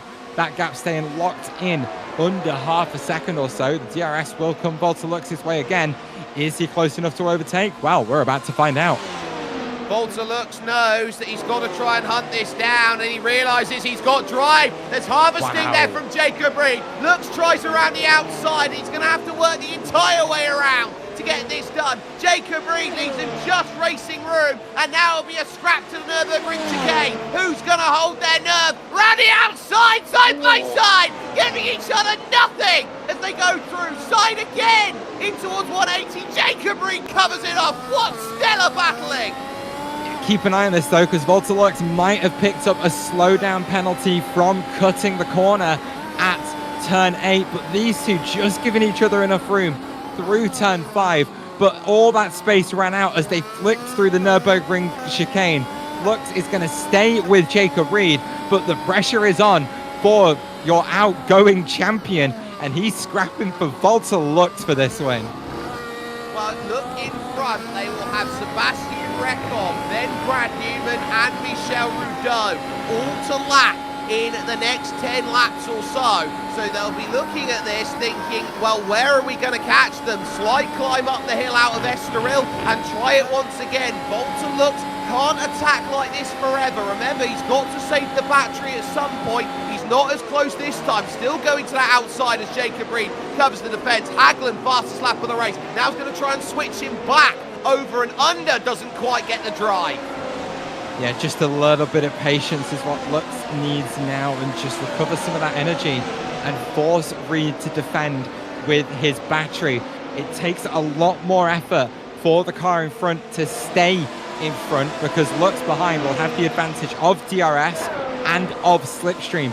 He can cut that 170 extra horsepower a lot sooner in the straight and stay caught up, because those two factors mean you carry so much more extra speed into the corners using the same amount of power. He's going to get the DRS yet again, and Jacob Reed and him both derating very early on that straight. This battle looks well set to continue towards the end of this race. Through the final chicane of Complex de l'Isay and on to lap 51 here of 70, 20 laps to go. Here at the Circuit de Nevers Magny-Cours, Jacob Reed, who has seen it all, who has done it all, who has won 2 titles, against Volta Lux, a driver on 60 starts, still looking for his first ever win, and with a chance to do so. No defence offer this time, but Lux thinking about that inside. He's getting wary in the mirrors now as Jacob Reed, because everywhere you look, it's do I defend or do I not? This time he doesn't, and Volta Lux cannot afford to get dragged into the same games here as Jacob Reed and burn those tyres up looking for a move that won't happen. 4 energy modes available to these drivers to play with to try and maximize their racing and their battling throughout the course of this race. You've got attack, build, balance, and full regen. Looks very much possibly on that full regen mode at the moment, as he was very early to come off that electrical energy on the run out of turn 9. But apart from that, both of these drivers looking relatively balanced in terms of their deployment position, as those red lights at the back of the car coming on so early on that straight on the exit of turn 3. But this is as close as they've been so far this race. 0.4 of a second that gap stays at, and Reed won't be close enough to Rekov in front to have DRS, but he was certainly close enough to be interfered with by the dirty air. The rear wing is going to open up. To Lux, to the inside goes Reed. Full burn on the energy for Lux as he almost gets clear under braking. It's a wiggle for Jacob Reed, who locks the rears and then the fronts, and they will be side by side yet again on the run down to Nürburgring. Who's going to hold it in? Who's going to stay committed? It's Lux that comes out on top this time. There's all commitment, but Jacob Reed's not done. He tries to throw one back at 180. He's not going to get there. Reed was all out of shape, looking for any way to try and get that one saved. But Volta looks, leads in Magny-Cours and knows he's just got to hold his nerve now through the traffic and keep for another 18 laps when he crosses the line. This race lead, he will want to break Jacob Reed's spirit here in this race, and he knows how tough of a task he's got ahead of him yet. Rekov in front goes off wide, and it's going to drag a bit of debris back onto the circuit. Both of these drivers are going to have to just manage a little bit coming through this first sector, as there will be a bit of debris on their tyres. This time, Volta looks 1.1 seconds behind Sebastian Rekov. Again, not close enough for DRS, but Jacob Reed, only half a second behind, is in a better position in terms of being able to use that electrical energy to try and make a move stick. He won't be close enough, but he certainly closes the gap down, and looks, with that run out of 3 that was absolutely spectacular, I might say, holds on to the spot as they close in on that traffic that will have the blue flag waving. How will Sebastian Rekov get out of the way? I don't think we're going to have to wait long to find out. I don't think we will. It's worth noting for some housekeeping, Eduardo Radisa's lost the place to Edward Pariari. He's now up into 8th place, and Alex Hagland is trying to hunt down James Byrne. He's 5.5 seconds back now of him in the race for the podium. But Rekov now has every right to battle Michel Rudeau in front. This will be for 13th place, and so the question is, are you quick enough to get by them, or are they going to move out of the way? Blue flags here in iRacing, advisory not mandatory. You don't have to wait 3 marshal posts for a penalty to come through. Rekov pulls over to the left-hand side and allows them through before the Grand Curve turn 1, but this gives here Jacob Reed a huge opportunity to now levy his attack, but Lux will now have DRS to defend of his own as he'll look to fly by the hometown hero Michel Rudeau. So he will lunge him down at the inside. He'll have to, there's no choice for it. Locks up the front, but Jacob Reed will take advantage of that and will go right. You've had to clear that. It's cost you a bit of time. I want to have a go at this middle sector where it seems like Jacob Reed is strongest. And again, he loves 180 as the place to get it done. He certainly does, just having a peek down the inside there, and I think less going through a move, but more trying to scare Lux off the apex a little bit as they come up through that Emil chicane. Yet again, Reed with the advantage of DRS out of 14, this time by 15, not really presenting an opportunity for overtaking, certainly none that we've seen so far this race, but that gap is actually going to open up a little bit as Reed just struggling through that very slow turn at 14. But for Lux, he'll have had an opportunity to save some energy on the last lap, as I think a mistake for Reed coming through that final chicane has opened that gap up to just over a second, and I think it'll stay that way coming through that DRS zone coming up. Jacob Reed, just no confidence, just understeering through at the very low end of pace there, so where he can put the aerodynamics, it looks like, down to power, it's a case that he's all right, so that middle sector's fine, but that final chicane there, Taylor, I can't help but notice out there that he's not getting much help from the mechanical grip of the car. Yeah, I'm really surprised by that. Like I pointed it out earlier on in the lap how he seemed slow through turn 14, but that sort of pattern seems to have continued later on into the lap. Lux has nothing in front of him right now, nothing to hinder his run, and he's really taken advantage of that, staying clear of that DRS yet again into the second DRS zone on this circuit. And Reed, I think, needs to find a way to do something a little bit different, play with those tools, find some more grip, because very quickly this race is getting away from him. It is, and I am wondering as well whether there's anything to get back as the fight for a point with Mr. Top 10 continues on. Paul O'Regan trying to get by Dennis Branch for one very critically important move. So there's that to try and uncover. You've got Kamai, who about 4 or 5 laps ago lost the top 5 again to Mark van Dalen and was struggling to keep the same pace as he lost the position outright, and now is down 1.8. O'Regan close, heading down into the Adelaide hairpin, not going to get there at the moment, but sensing opportunity is on the horizon for it as Rudeau loses the place to Rekov then, as those two will be very close to changing places, 13th and 14th. Looking through that middle sector, Dennis Branch now having to really work hard on it, and there is this battle as in comes Bursma again. Plenty of positions still to decide in this race as we are, well, walking towards 56 laps ticked off in this race. The gap at the front of the field still under a couple of seconds, so one mistake could open that one all the way up. A second pit stop for Alex Hagland has put him in a chasing position for the last step of the podium, 3.5 seconds back on James Byrne. A bit of a chasm between him and Mark Van Dalen for 5th, who is holding for Ian Kamai at arm's length down in 6th. A late start for Leopold Tinaris, keeping him in 7th for now, with Edward Apariari in a bit of a world of his own, with Eduardo Radice in 9th, 5.5 seconds back. But then this fight that you're watching right now is for that last SimSpeed Championship point, as Dennis Branch trying to hold on to that position from Paul O'Regan, but with the advantage of DRS and slipstream, there's going to be nothing he can do on the way into the corner. Leaving a respectful amount of room in the middle is going to ruin any sort of run he got out of there, and Paul O'Regan gets that spot and one SimSpeed Championship point. But the big threat in this group is Brad Newman, who is only a couple seconds back and took half a second out of both of them on that last lap. If Brad gets his way, it'll be just the second time he's ever scored points in the Grand Prix World Tour, having picked them up earlier on in the season. An 8th place finish is the best that he has managed. So Brad is looking at this thinking, Dennis Branch, I could have him on toast for breakfast. Paul O'Regan, I might fancy him as a sandwich for lunch. So there's still a lot that can be done to try and get these passes done. By no means is this racing action done and dusted with 14 laps to go.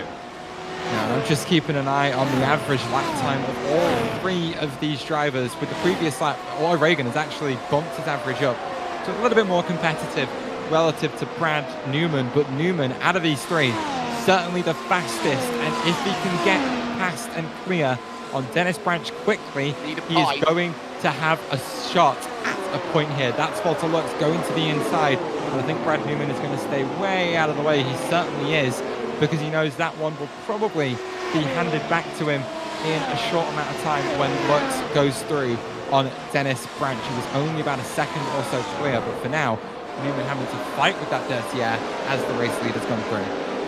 Well, this is actually really clever here from Brad Newman. He was only a second slower on that last lap. If he can hold Walter Lux's pace for just the lap, he'll have a really good shot of getting to Dennis Branch next lap and attacking him at the Adelaide hairpin. So this is where Dennis Branch is looking around. He's going to be, I can't slow down, I know who's behind you, and I don't want to lose that place. So Lux having to deal with some very treacherous traffic out there and having to play the interpolitical games of what every position means for every other driver out there at the moment. Still very much in range then.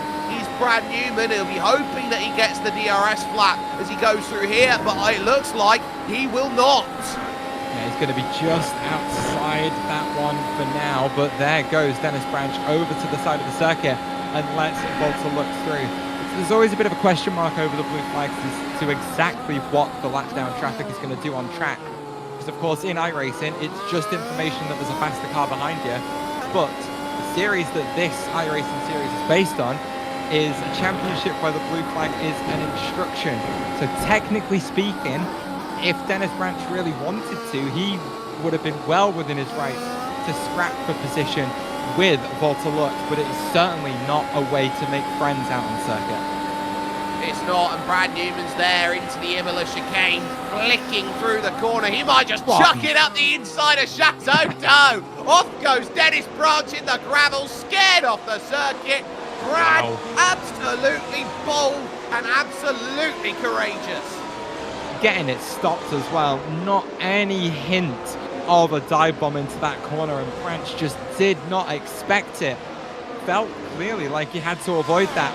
Takes the car off the circuit and into the gravel. He loses out well, a lot of time to Sebastian Vettel, but certainly not one to lose a position. But it is a great move that we've seen teased all race long from the likes of Paul O'Regan, and it's Brad Newman that finally pulls it off. I want to get live points up on the right-hand side, because with James Byrne in third, with Walter Lux leading this race, look up for what is happening at the top. They will be tied on points in third position overall with 1 round of racing to go. Yeah, I've just seen though quickly on the timing. I think Mark Van Dalen has made a mistake somewhere because he is dropping time fast to Florian Kamai. Kamai back up in P5, and Van Dalen having to recover, and it is a big recovery as well. Oh, he's not hit anything, but he's done very well to keep it out the barriers. A top 5 disappears for him. But my, oh my, look at that. He catches the orange curb on the inside. So obviously he had his eyes to the Dutch colours, but that could have been so much worse. It could have been Regerin about as good as he could have got it. Plenty of clean air behind him as Jason Green made his way through. But you can see those Pirelli soft tyres absolutely screaming, and he was struggling with them on the way into the corner, and it was the knock on that curb at turn 16 that threw him off the road. Fair play to the Dutchman for keeping it out of the barrier there, and well done to him for getting it back onto the circuit cleanly. Yeah, but now he's got Leopold Steneros behind him at 1.4 seconds. 3 weeks ago, Leopold Steneros finished 6th. 1 week ago, Leopold Steneros finished 6th. If Steneros wants the pass, he'll be in 6th again. Yeah, and just to update you on where the tyres are at in terms of both of these drivers, Van Dalen only on 4 lap older tyres than Leopold Steneros, because remember, the Swede had to come down pit lane early on in his previous stint to put on a new front wing, as he managed to pick up a bit of damage after spinning at the same corner that Mark Van Dalen did only a lap ago. So the tyre life isn't that much different, but Steneros has been so quick all race long that you've got to pick between either of these two. It's a case where Steneros has the pace, but Mark Van Dalen is vulnerable out there after that spin, so he's got to really settle back in, find that rhythm, and keep Leopold Steneros behind for that 6th place position. I am keeping my eye out on Hagland versus Byrne. That gap has been crawling slowly down. It's at around 2 seconds, and Hagland is stuck. Yeah, he certainly is. It's, as you say, it's been hovering around that 2 second gap, and Walter Lux is actually lapping faster than Alex Hagland as it stands. I don't think there's any damage on the car in P4, but he certainly isn't as fast as he was earlier on in this race, and I think this tells us something about how his car's been set up, what his car is doing to those tyres, that he took that shorter stint at the start of the race, and now around 6 laps towards the end of that first stint, having done 16 laps on these tyres so far as compared to the 22 he did in the first stint, we are seeing a bit of a drop-off in pace for Hagland, so perhaps just struggling with tyre management a little bit in a way that the cars around him aren't, as James Byrne still holding on to that 3rd place for now, but we've still got 10 laps to go, and it's anyone's game still for Pete Green. Well, less than that, because they'll tick over onto lap 63, so they're down to just 8 laps to go here. James Byrne looking for another podium finish out there. He has been sensational at finding podiums, has James, and this is looking to eye up at the moment for what will be his 9th podium of the season, and that would move him top 10 all times for most podiums. It's not a bad spot to be in, especially with the competition that we see in these races week in, week out. The thing that I'm loving about this race so far is we've got different names in completely different positions. It's great to see Hagland back up there after struggling in the last couple of races. Walter Lux at the head of the field and running away from Jacob Reed. James Byrne finding a comfortable groove for himself on that bottom step of the podium, and Florian Kammerer, as always, finding himself in P5. Yeah, Florian just putting in the decent points, just making sure he's ticking off, and this has been the way he's scored his champion. Oh my goodness, Mark! What a huge wiggle under power as he was looking to get it sorted. Gets a massive slide through the middle of the straight heading towards the chicane. Well, if you don't think there's any threat out there, Leopold, I think you've been given a prime example that this is for the taking for that 6th. And how many times have we talked about it this season that these tyres have a memory? The one thing that they don't deal with well is any sort of temperature build-up. And with how much those rears slid across the track when Mark Van Dalen had his spin and the way he rejoined is in a way that would have kept a bit of extra wear, a bit of extra temperature in the surface of that rubber. As he has another big snap coming out of the final corner, because those rear tires are not in good shape right now. They have had a bit more degradation than they otherwise would have, and they are going to complain and complain and complain all the way to the end of this race, because as much as it wasn't intentional, Van Dalen hasn't looked after them, and this is the proof in the pudding as Steneros pulls up alongside so easily, and Van Dalen will have to scrap around the outside of the hairpin, but he can't get it done, and that position will swap hands in such simple fashion. It's a case of the tyres asking, are we nearly there yet? And the answer is, we're nearly there, but you're complaining too much. I can't concentrate on the road. Leopold Steneros gets his move, and for the third straight Grand Prix Tour race, he is in 6th position once more, looking to try and get the result he is so desperately looking for out there. 5 seconds the gap at the front now for Volta-Lux with 6 laps to go, but I look at James Byrne, the gap is down to 1.5 seconds. Yeah, it's all closing up in that fight for P3. Finally, Hagland finding a bit of turn of pace. One thing I've just noticed whilst having a stare at the relative whilst we were following that fight between Steneros and Van Dalen, with Leopold moving up into P6, it actually puts car 5 and car 6 in their correct relative positions in terms of the seeding of this race. Yeah, so the iRacing is there, and it won't give them anything in terms of championship points there that we briefly saw on the right-hand side, but James Byrne knows that if he does not hold this place, then he is going to be going in to the final round of the championship at the Hockenheimring behind compared to Volta-Lux, with Alex Hagland trying to hunt this down. They are tied on points at the moment. They have put Kamai into 5th and 5th only with a massive gap, but Alex Hagland has the ability to change that if he can find a way through. Yeah, it's going to keep that championship fight for 3rd very, very close even still, as the point swing from 3rd to 4th is only 3 points or so. So even then, it's going to make it a fight between Byrne and Lux of whoever finishes further up the field at the Hockenheimring. But for now, it is Byrne who holds on to that 3rd place. Hagland still trying to find that extra bit of pace he needs to get back under the rear wing of the American, get that DRS and try to find a way through. But Byrne has been so strong through this middle sector all race long, but Hagland proving himself stronger as he just gets that gap underneath 1 second as they come up to the DRS detection point.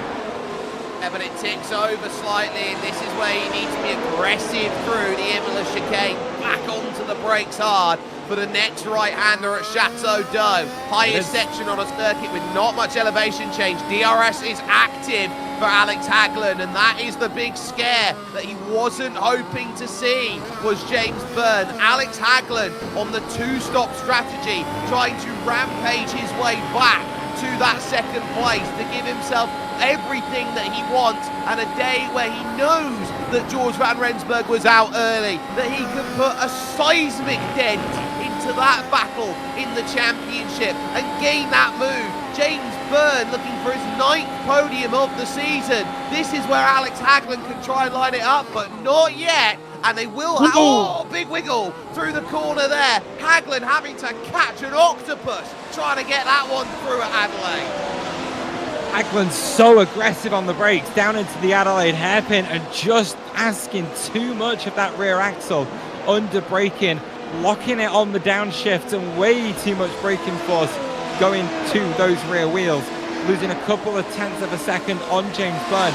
Not enough to fall outside that DRS window yet, as he just about stays within it. 7/10 of a second is the gap as they come through turn 14. That rear wing will open yet again and give Hagland another opportunity next time by.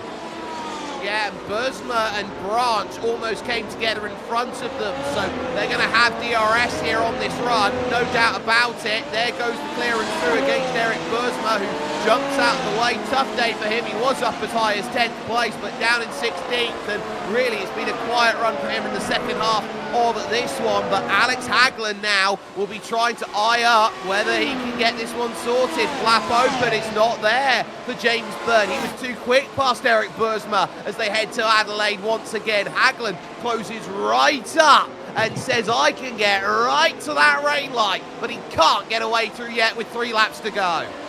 We're going to have to see just how good Alex Hagland's racecraft is here, as he's very quickly running out of opportunities. Lap 68 of 70. The leader is about to cross the start-finish line and tick it over onto lap 69, 10. which will give the fight for third only 1 or 2 more opportunities to change hands, as we watch Brad Newman slip through on Paul O'Regan in the same way he did it on Dennis Branch only a few laps ago, which puts O'Regan outside of the SimSpeed Championship points yet again. The 6th straight race it will look like for Paul, and this one the closest yet, but he'll get the drive back now along this main run, and so too will Alex Hagland against James Byrne, so you'll get dueling runs here along towards out of Estoril and making it happen. So there's another chance to go. Brad Newman lifting off and allowing Paul O'Regan back through. So very weird, maybe a slowdown or the like out there making the difference. So that clearance is made. James Byrne with Dennis Branch in the middle of all of it gives DRS and clearance for another lap. Yeah, a bit of traffic getting in the way there is going to take an opportunity away from Alex Hagland, who was actually hampered a little bit more by that traffic than James Byrne was. Gap opening up to just over half a second, but still not close enough for Hagland to make a move. Here's Paul O'Regan still in front of Brad Newman for that last SimSpeed Championship point, and this time covers off that inside line. Newman is going to have to find a new way through, as your fight for third is about to make its way onto the final lap of the race. Well, for Volta Lux, it is a day that he will remember time and time again. Brad Newman knows he wants that 10th place. Alex Hagland looking for third, and what a critical third place it will be out there on these final laps. Who is going to have the final fortitude to go and make this? Whose final destination is set here at Magny-Cours? Hagland needing a good run here with DRS against James Byrne to go and get this third place away. The drive is there for Alex Hagland. Now can he go and throw it down the inside? This is the great place to get it done. He's too far back as he heads himself into Adelaide, almost clips the front wing off. Going through this section, we'll have to wait for Chateau d'Eau to get it to happen. Paul O'Regan has got the clearance that he needs out there at the moment. Just a handful of corners away goes Volta Look, 60th race of his tour career, as Hagland still tries to hunt James Byrne. But as Volta Lux enters the Complex du Lycée, finally, for Volta Lux, a win that has been so long in the making as he gets it at Magny-Cours. Jacob Reed will be second. Brad Newman spins on the last lap, and it will be critically third for James Byrne, heading towards the line. A 9th podium this season. Wow. And you gotta say, it almost feels like it came out of nowhere for Volta Lux to take that win, as he struggled so much for pace on that first stint, but his car absolutely came alive on that soft compound tyre, able to make easy work of Jacob Reed and be nearly 10 seconds clear of the 2-time iRacing Grand Prix Tour champion by the time the checkered flag fell. It's one which he will savour. He has said time and time again, I am not as quick as Jacob Reed. I am not as quick as Eduardo Radice. I am someone who needs something to happen to get it my way. As we watch Brad Newman limping to the line here, I wonder whether he's out of fuel trying to get himself home here. That would be the only indication that he's clutching to try and find the line, and he will have not very long before that ticks over and the checkered flag's there, but Brad will get his finish over the line in 15th. But Volta Lux, the hard work, the dedication, the hard yards, finally he gets what he wants, and look at that, he's burning it down. Yeah, I do exactly the same, especially against the field that is this competitive. Hats off to Volta Lux. absolutely nailing it today, and a couple of his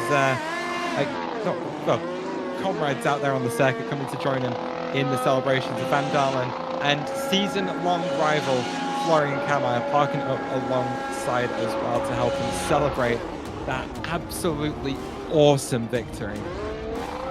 Well, a huge win overall, and his response is simple. What have I just done? Well, I'll tell you what you've just done, Volta. You've just got yourself your first win in the iRacing Grand Prix Tour. He wins by 9.2 seconds over Jacob Reed, with James Byrne rounding out the podium on what has been a stellar night of racing here from Magny-Cours. Alex Hagland will finish fourth on a two-stop strategy, unable to make inroads late on in this one, with fifth belonging to Florian Kammeyer, and Leopold Steneros for the third straight race, finishing off in P6. Mark van Dalen will finish off seventh ahead of Edward Apari-Ari, who would be the last finisher on the lead lap, and an early bit of drama for Eduardo Rodis, smashing into the inside pit wall. We'll see him falling down the order to 9th overall on a one-stop, which found him on the medium tyres for forever, it seems like. Now rounding your top 10, missed the top 10,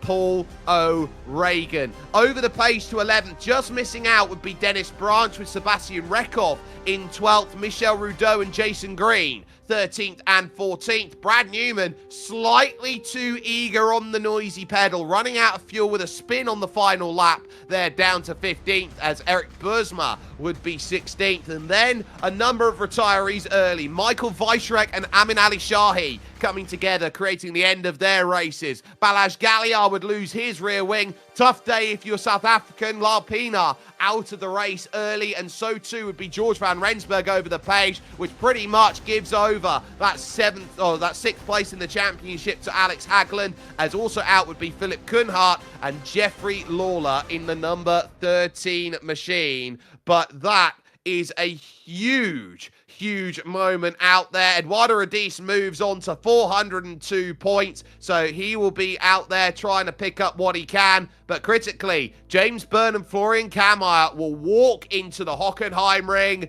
dead level on points for third in the championship.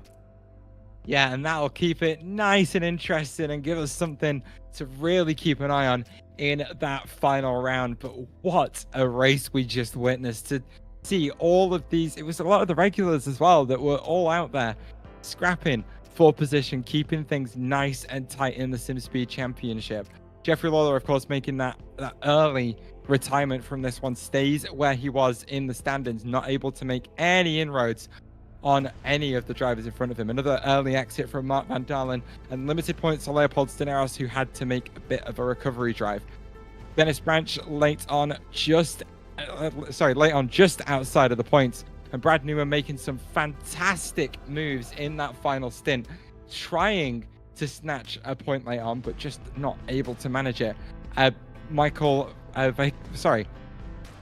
Weisserek with some great scraps in this race as well. Lyle Pina with the early exit. Jason Green not able to score any points, and Rekov finding himself in a few battles for position as well, as the standings scroll on and on as we continue through all the drivers that haven't scored a single point so far this iRacing Grand Prix Tour SimSpeed Championship. But look at the absolute variety of names that we see in there. Is that the end of the list? 79 different and unique drivers in this championship.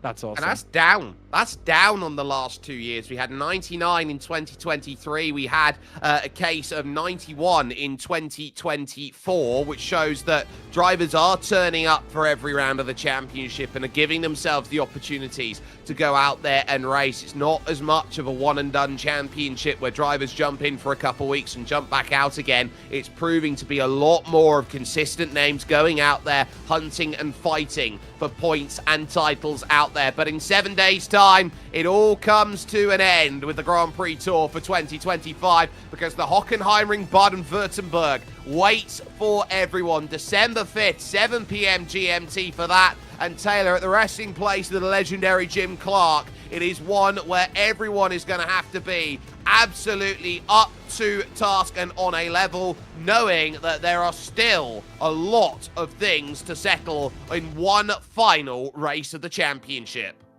It certainly is. And one final race of the season taking us all the way into the 12th month of the year in December. But what a place to close out the championship.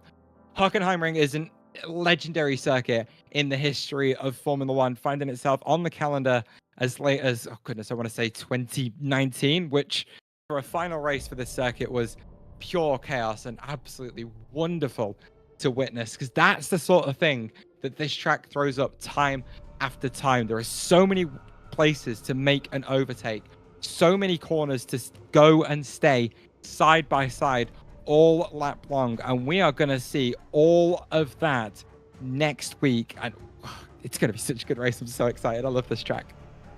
Well, you can only catch it with us on SimSpeed TV. If you haven't had the chance to already, you can like, you can share, you can subscribe, you can follow, you can do all the amazing things, be it on YouTube or on Twitch, for all of your racing action from the team that has brought it to you here today in the Grand Prix Tour, from Daniel Yeaman in the production truck, from Taylor Mills alongside me, Jake Sperry. This is what the iRacing Grand Prix Tour is all about at the end of the day. This is a community. This is a community of amazing drivers, amazing talent, and amazing people who go out week in, week out, month in, month out, year in, year out, and try and say, I can sustain my effort over the course of a whole year. It's not a case of boiling it down to how good am I over 3 months, how good am I getting week to week quick. It's about how you last over the course of a season. And while drivers turn around in this championship and have found that it's easy, there are those who do struggle and have to try and work hard to find that pace, to find that ability to jump up. And while they have seen other drivers who have gone through the same issue jump up, find that opportunity, get their victory in their moment in the sun, it will be for Volta Lux one day that will just not be any more sweeter. 60 races it has taken, and finally the top step of the podium, the cycle completed, and Volta Lux now can take that with focus to fight for third in the championship and some confidence to head to 2026. We'll see you in 7 days for racing action at the Hockenheimring, which ends our championship action.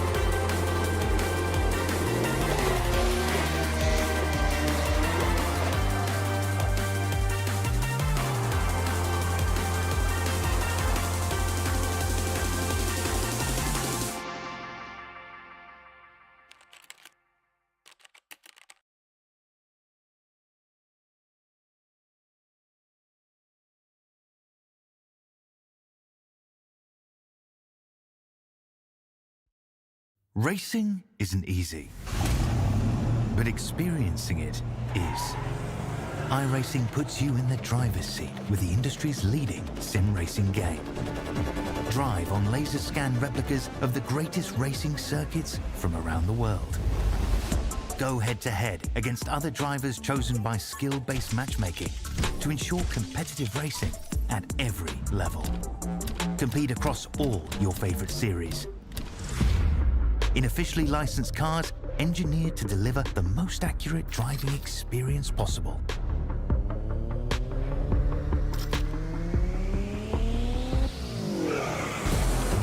race or host your own with players from across the globe. Race against the computer or in a league with friends. Feel the thrill behind the wheel. Visit iRacing.com.